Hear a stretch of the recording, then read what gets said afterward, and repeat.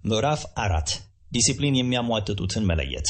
ዲሲፕሊን ትላልቅ ግቦችና ምኞቶችን ለማሳካት ወሳኝ ክህሎት ነው።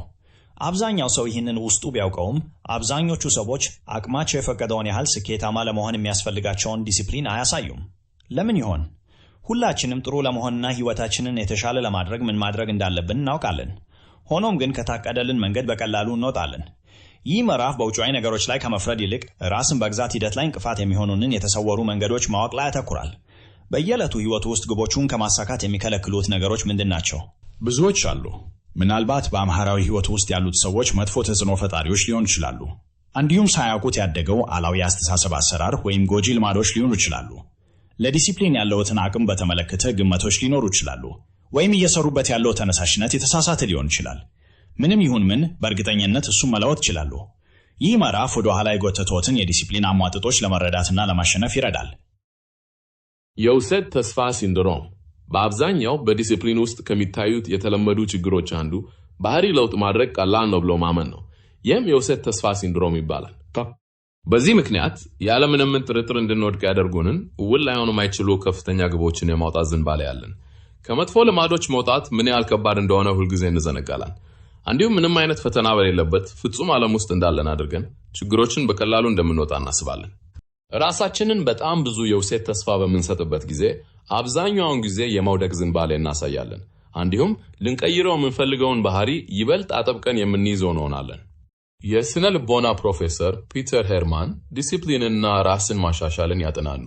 እንዲሁም ጠንካራ ዓላማ እና ተነሳሽነት ቢኖርንም ለምን ውድቀት እጅግ የተለመደ እንደሆነ አጠቃልሎ አስረድተዋል። ብዙ ሰዎች አስቸኳይ እና ዘላቂ ያልሆኑ ለውጦችን ለማድረግ እንደሚሞክሩና ይህም ወደ ማይቀር ውድቀት እንደሚመራ ገልጸዋል። ከመጠን በላይ ታላቅ ምኞት መያዝ ብዙውን ጊዜ ግብን ማሳካት ወይም ለውጥ ማምጣት ያለውን ችግር አቅሎ ከመመልከት የመጣ ነው።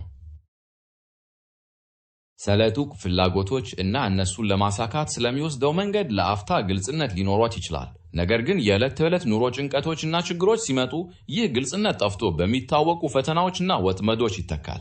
በሌላ አነጋገር እየሰራንባቸው ያሉት ግቦች ጊዜያዊ ምቾት ማጣትን ከሚያቃልሉ ስሜታዊ ምኞቶች በታች ሊሆኑ ይችላሉ። ይህም እርሷ ያላሰባቸዋቸው ነገሮች ናቸው። ትልቅ ለውጦችን ማድረግ እና ትልልቅ ግቦችን ማሳካት በአንድ ጊዜ የሚከሰት አይደለም።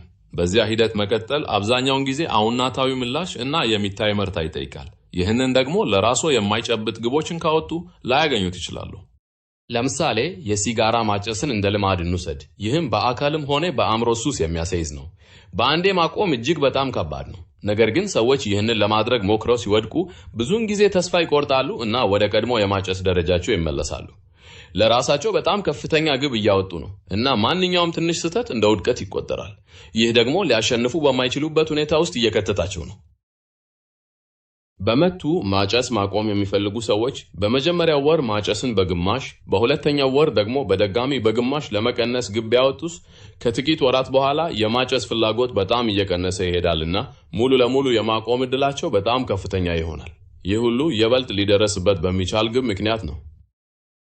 በሳምንት ከ50 ሲጋራ ወደ 25 በወር ውስጥ በተሳካ ሁኔታ መቀነስ ከ50 ወደ 0 ከመሄድ የበለጠ ቀጣይነት አለው።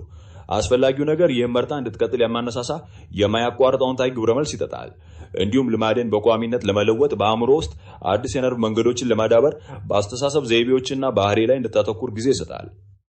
ቁልፉ ለውጥ ለማምጣት የሚፈልጓቸውን ተስፋዎች በእውነታና በራስ ንቃተ ህሊና ላይ ማቆየት ነው። ስለዚህ ለዲሲፕሊን እና ለሌሎች ነገሮች ግቦችዎን እንዴት እያዘጋጁ ነው? የአሁኑ ችሎታው ትክክለኛ ነጸብራቅ ናቸው ወይስ ምንም አይነት መሰናክል የማያጋጥመው ተስማሚ ስሪቶ ላይ የተመሰረቱ ናቸው? በጥረቶችዎ የተገዙ ሆኖ ለመቆየት ሐሰተኛ ተስፋን ማስወገድ እጅግ በጣም አስፈላጊ ነው። ስለ ቀጣይነት በእውነታ ላይ የተመሰረተ አስተሳሰብ መያዝ በራስ ዲሲፕሊን ውስጥ ከማነሳሳት እና ከመነሳሳት እኩል አስፈላጊ ነው። ያን ጊዜ ያን ያህል ደስተኛ ያደርጓችሁምና ምናልባትም ኢጎውን በቁም ነገር እንዲተካከሉ ሊጠይቋችሁ ይችላል፣ ግን ወደሚፈልጉት ውጤት እንደሚመሩ ጥርጥር የለውም። ማዘግየት ከዲሲፕሊን ጋር ማዘግየት የራስ ዲሲፕሊን ጠላት ነው። ምክንያቱም ብዙውን ጊዜ ሰበብ ለመፍጠር እና እንቅስቃሴ ሳናደርግ ለመቆየት ፍጹም ሁኔታዎችን እየጠበቅን ማለት ነው። ለምሳሌ የጥጃ ጡንቻው ስለደከመ ወይም ውጭ እየዘነበ ስለሆነ ወደ ጂም መሄድን ማራዘም ቀላል ነው። ወደ ጂም ለመሄድ መንገዱ 100% ግልጽ ስላልሆነ ብቻ ሙሉ በሙሉ መተው አለባችሁ ማለት አይደለም። እነዚህ ሁሉ ሰበቦች ብቻ ናቸው። የራስ ቴክሳሶን ለማሻሻል ማድረግ ያለበት ነገር ቀላል ነው። ግቦቿን ማሳደድ ወይም ልማዶቿን ከመቀየሯ በፊት ዝግጁ ለመሆን ወይም ሁሉም ነገር ልክ እንዲሰማው መጠበቁን ያቁሙ። አለመስራት ሰበብ ከመፍጠር ጋር አብሮ የሚሄድ ሲሆን በመጨረሻም ስኬታማ የመሆን እድሎን ያበላሻል። ሁሉም ነገር ምቹ እና ልክ ሲሰማዋት ያኔ በጣም ዘግይተዋል እና በጣም ረጅም ጊዜ ጠብቀዋል። ይህ ወዲያውኑ ትርጉም ላይ ሰጠው ይችላል፣ ነገር ግን ለምን እንደሆነ ያስቡ። አሁን ሰበብና ማማካኞችን ካደረጉ ወደፊት ከመፍጠር የሚያግደዋት ምንድነው? በህይወት ውስጥ ለሌላ ማዘግየት ሰበብ ወይም ማማካኛ ማግኘት የማይቻልበት ፍጹም ሁኔታ መቼ ነበራችሁ? እውነቱን ለመናገር በጭራሽ። ማጨስን ማቆም የሚፈልግ ሰው ስራው ያን ያህል ጭንቀት ስለማይፈጥር በ2 ሳምንታት ውስጥ ለማቆም ሊወስን ይችላል። ነገር ግን ይህ የሚመስለው ምክንያታዊ ማዘግየት ጎጂ ነው፣ ምክንያቱም በማንኛውም ጊዜ እና ቦታ ላይ ሊተገበር ይችላል። ሁኔታዎች እስኪሻሻሉ ድረስ በመጠብቁበት ጊዜ ሁሉ ራሱ አሁን አቅም እንደሌለውት እየነገሩ ነው እና ሁኔታዎች በእርግጥ ይሻሻሉ፣ ያ አመለካከት አይቀየርም። እርሱን ወደ ኋላ የሚይዝ ሌላ ሁኔታ ብቻ ያገኛል። አስፈላጊ ነገር ለማድረግ በሞከርክ ቁጥር ሁልጊዜም ጥርጣሬ ይኖርብሃል ማለት ነው። ነገር ግን እርግጠኛ ባልሆነ ሁኔታም ትገፋለህ። አስቸጋሪ ነገር ለማድረግ ወይም ከዚህ በፊት አሸንፎ የማያውቁት መሰናቀል ለማሸነፍ በቂ ዝግጅት እንዳደረጉ ወይም ብቁ መሆነውን ማሰብ ተፈጥሯዊ ነው። ለወደፊቱ ማቀድና መጀመርን ማዘግየት ትችላለህ። ነገር ግን ማድረግ የሚችለው ምርጥ ነገር መጀመር ብቻ ነው። ጤና መሆን፣ መጻፍ ወይም ንግድ መጀመር ምንም ችግር የለውም። ለመጀመር ምርጡ ጊዜ አሁን ነው። ሊጠብቁት የሚገባ ፍጹም ጊዜ ለማለት ይቻላል።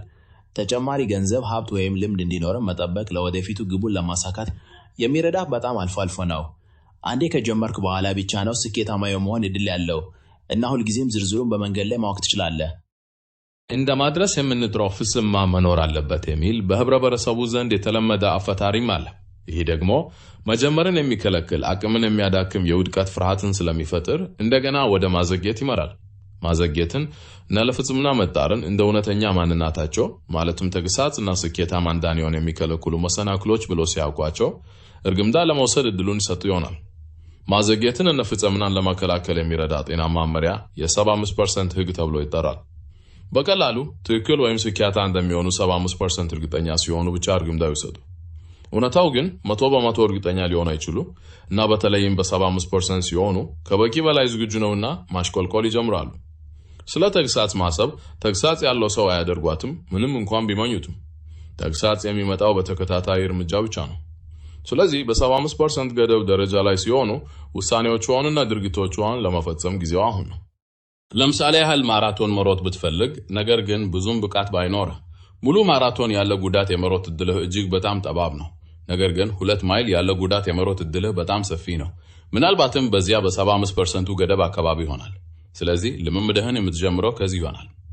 ለ2 ማይል ዝግጁ እንዳልሆንክ ሊሰማህ ይችላል፣ ነገር ግን ምናልባት ልታደርገው እንደምትችል ታስባለህ። የመጀመሪያው እርምጃ ደግሞ ሁልጊዜ በጣም አስፈላጊው ነው። ከጥቂት ጊዜ በኋላ ግማሽ ማራቶን የመሮጥ የ75% እድል ሊኖር ይችላል። እንደዚያ መቀጠልን ከቀጠልክ በመጨረሻ ለሙሉ ማራቶን ተመሳሳይ እድል ይኖራል። ትልቁን ግብ ወደ ታናሽ ግቦች በመከፋፈል ወዲያውኑ መጀመርና በመውደቅ ተስፋ ሳይቆርጥ በእያንዳንዱ የመንገዱ ደረጃ ላይ ተግሳጽን መጠበቅን ለራስህ አድርግ ማድረግ ትችላለህ። ሁልጊዜም ከመውደቅ የሚፈራ ከሆነ ወይም ተግሳጽን በውጫዊ ሁኔታዎች ላይ ተኛ ካደረግ የምትጠብቀውን ስኬት በቀላሉ ማግኘት አትችልም። ተግሳጽን ለመገንባት ተጨባጭ አቀራረብና በእርግጠኝነት እርምጃ ለመውሰድ ፈቃደኝነት ይጠይቃል። ምክንያት ከመደረስ መውቀጥ። ሁላችንም ባለፈው ጊዜ ተግሳጽ ስላሳየን ለራሳችን እውቅና መስጠት ዝንባሌ አለን።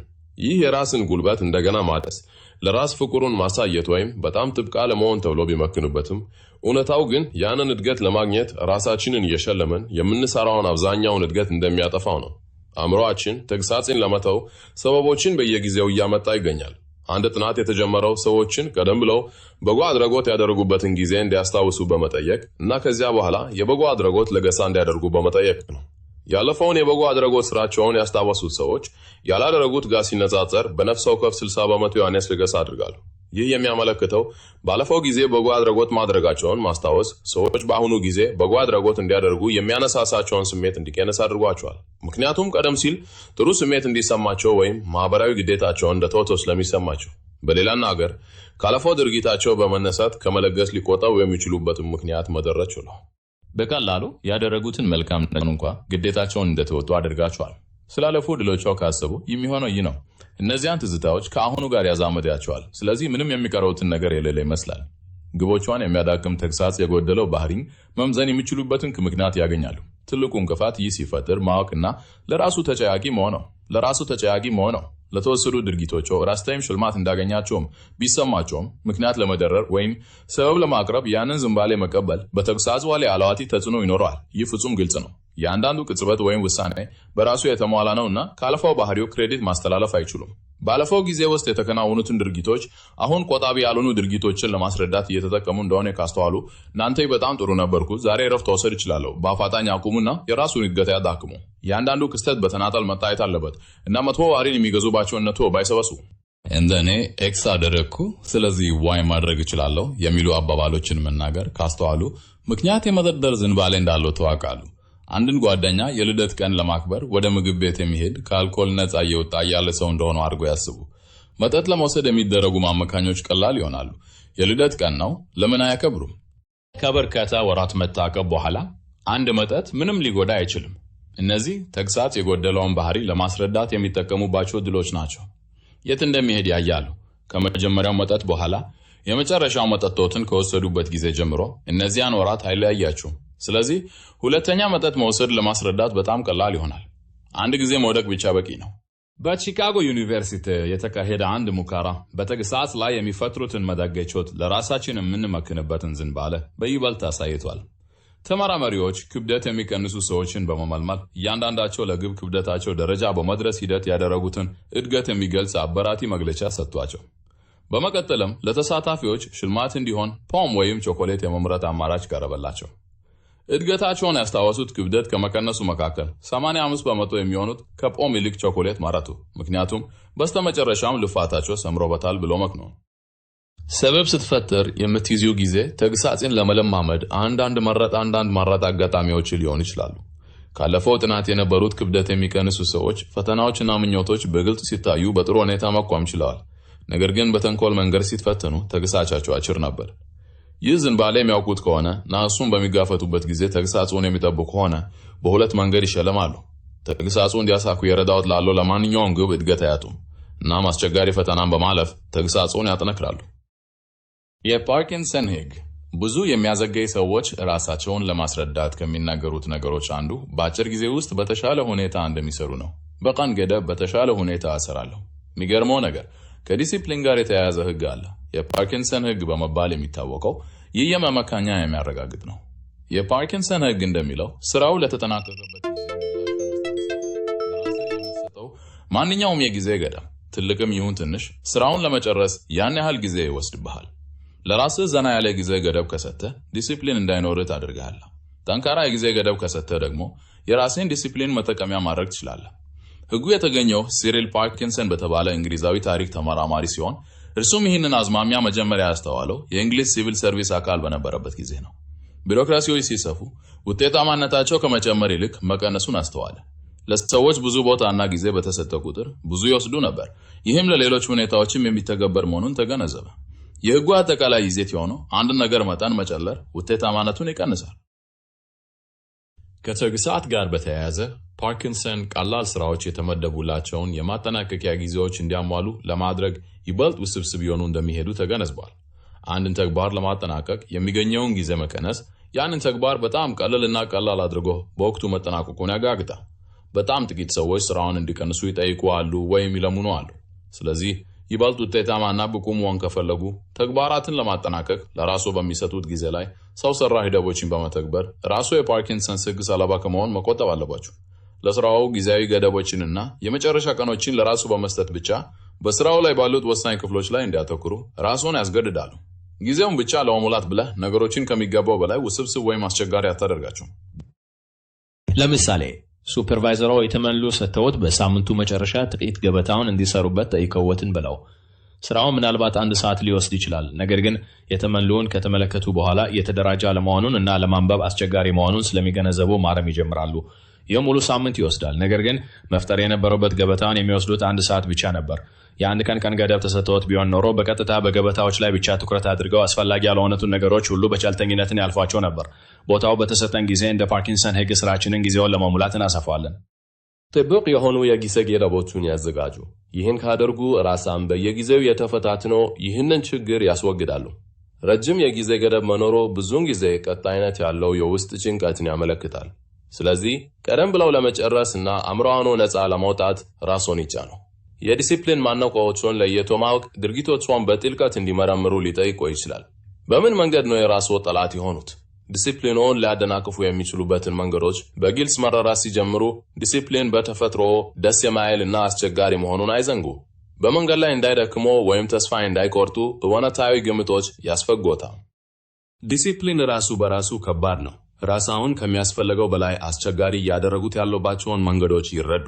ማጠቃለያ፣ ለአስገዳጅ ዲሲፕሊን ጥቂት የተለመዱ መሰናክሎች ግቦችን ከእውነታዊ በራቀ መልኩ ከፍ ማድረግ፣ የውሸት ተስፋ ሲንድሮም፣ ለፍጽምና በመጫር ማዘጋየት፣ ይህም በ75% ህግ ሊታገል ይችላል።